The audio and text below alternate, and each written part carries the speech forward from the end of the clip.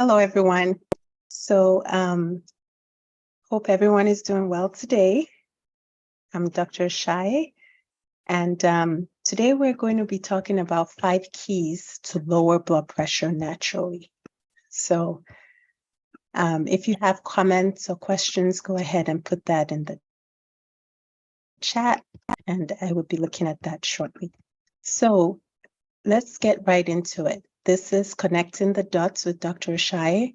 I'm your host, Lola Ashaye. I'm a family medicine and lifestyle medicine doctor and owner of In Touch Primary Care in Sugar Land, Texas. And we have a practice here in Sugar Land, Texas, and it's stress-free. The idea is to allow our patients to be able to get the care they need in a timely fashion so that they can enjoy doing what they love. Okay, so this Wednesday, I'm going to give 5 practical tips on how to lower blood pressure. And if you have not already, please go ahead and hit that subscribe button. It helps us get the word out so people can get this information. And as usual, please follow up with your own doctor for specific recommendations for your treatment. This is general information. So let's get into it. So the first step in blood pressure management is actually making sure that we're checking the blood pressure accurately. So I want to bring this up because I've seen blood pressure checked inaccurately a lot, not only in a regular doctor's office, but even in not only in other places, but even in doctor's offices where or a dentist's office. I've had my blood pressure checked incorrectly several times. So it's important that we know exactly how we're checking blood pressure. And it's important your position, because if you just sit down and you're not relaxed, your feet are not planted on the ground, your arm is not at heart level, you haven't rested a couple of minutes before you actually check, the blood pressure is not going to be accurate. And if you're using inaccurate blood pressures to treat, that will be a problem. So first step is really confirming that you're checking the blood pressure correctly. So in order to do that, number one, I recommend getting an automated device. So get one because that's much easier to use than the manual. Some people can use the manual, but a lot of people would need the automated blood pressure device. The other thing I'll recommend is try to find a place where you can rest your back. I think that's the most common thing. People, try to do it in their bed instead of sitting up in a chair. So you want to make sure that your back is rested against something and that your feet are planted on the ground, and then your arm is at heart level. And then you wait a couple of minutes, and then you check your blood pressure. So that's the first thing. It's better to use the cuff that go around the arm, not the wrist cuff. And then you want to check it twice. So the first time you check it, you get that number, and then 2 to 5 minutes later, you can check it. It's fine to check it in the morning and in the evening. And if your blood pressure is controlled, you check it less regularly. But if it's not controlled, you check it more. And that brings me to my second point. The second thing about blood pressure is it's a silent killer. So the only way you know if you have high blood pressure is that you check. Okay. So the second point is, in order to conquer high blood pressure and treat it naturally, we have to actually check it regularly. And how often you check depends on whether or not you have high blood pressure and whether or not it's controlled. So if you checked last week or you've checked in the past and it's always normal, and maybe once a year is fine, or except you have any symptoms. But say you checked last week and was high, then you definitely need to be checking much more frequently. And how often depends on whether it's controlled or not. So high blood pressure is 130 over 80 or higher. And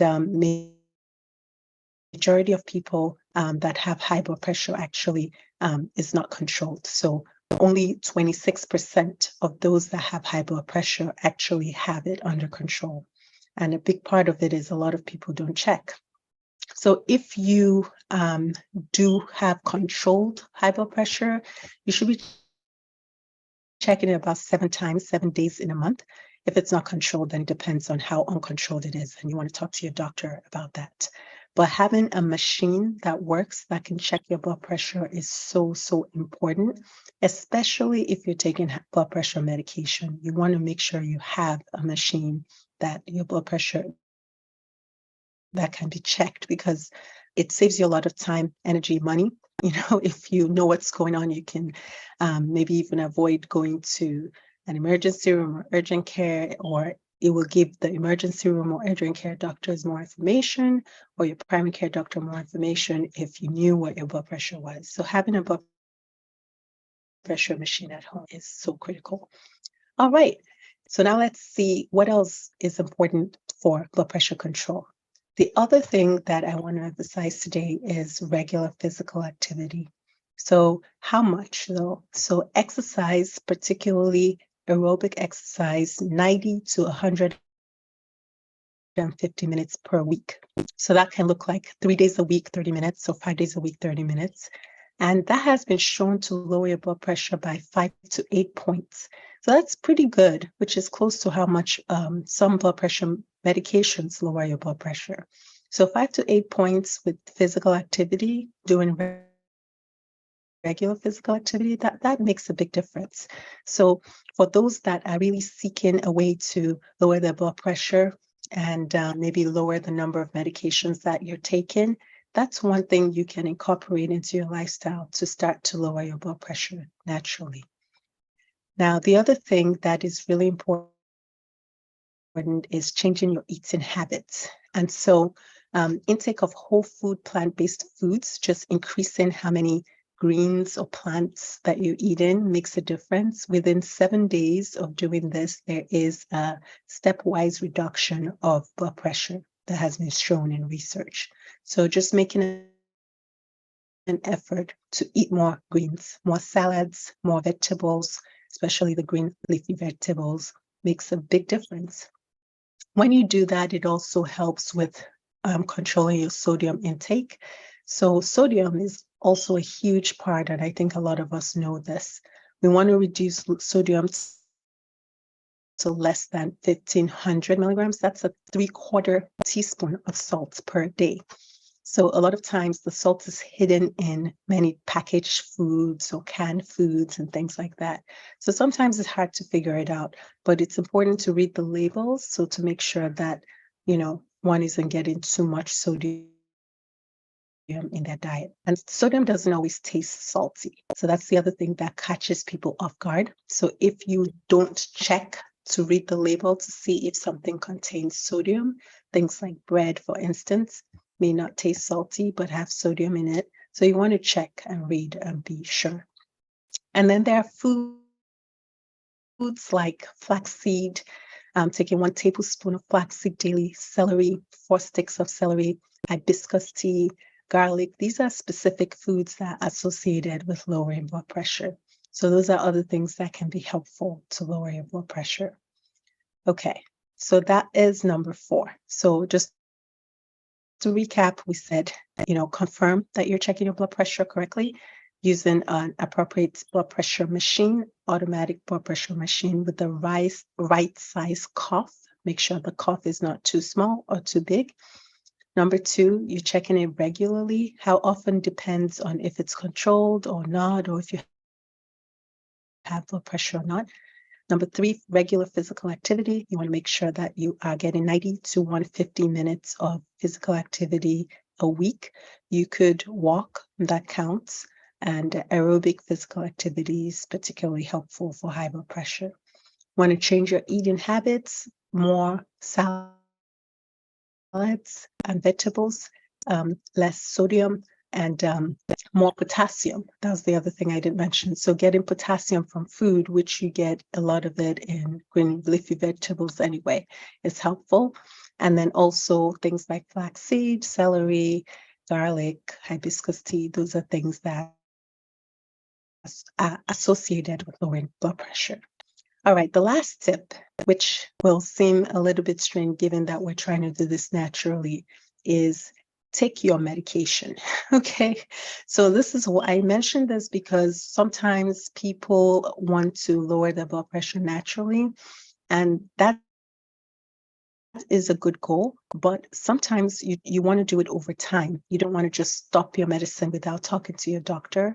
So you want to make sure that you are taking your medicine and then we're lowering that over time.